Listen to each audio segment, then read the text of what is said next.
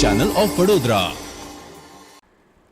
Waghodia road ઉપર આયોજિત શ્રીમદ ભાગવત સપ્તાહની પૂર્ણાહુતિ યોજવામાં આવી હતી. આ દરમિયાન ભાગવત પ્રિયજનોની આંખોમાં અશ્રુઓની ધારા છલકાઈ હતી.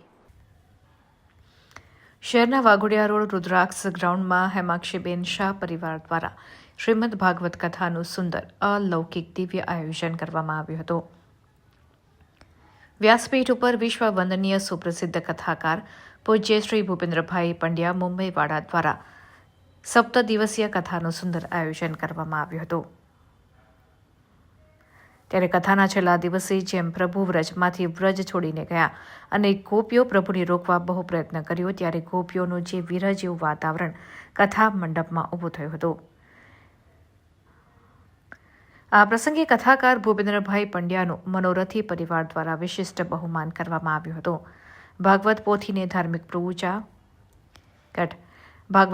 ધાર્મિક પૂજા મંત્રોચ્ચાર કપિલભાઈ મુંબઈવાળાએ આધ્યાત્મિક રીતે 7 દિવસ શ્રેષ્ઠ સેવા કરી હતી અને પોથીયાત્રાના છેલ્લા દિવસે શોભાયાત્રા રૂપે કથા મંડપમાં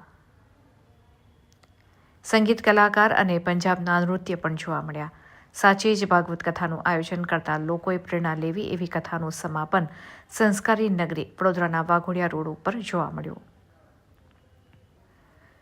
તો ભૂપેન્દ્રભાઈ પંડ્યાએ વ્યાસપીઠ પરથી કથા દરમિયાન કંઈ કહેવાઈ ગયું હોય તો ક્ષમા કરશો તમામને અને મનોરથી સ્વર્ગસ્થ અનંતભાઈ શાહ પરિવારને હૃદયપૂર્વક અભિનંદન આપ્યા અને આવનાર દિવસોમાં હું વડોદરામાં અંગ્રેજી ભાષામાં શ્રીમદ ભાગવતની કથા કહેવાનો છું તેની જાહેરાત પણ કરી હતી.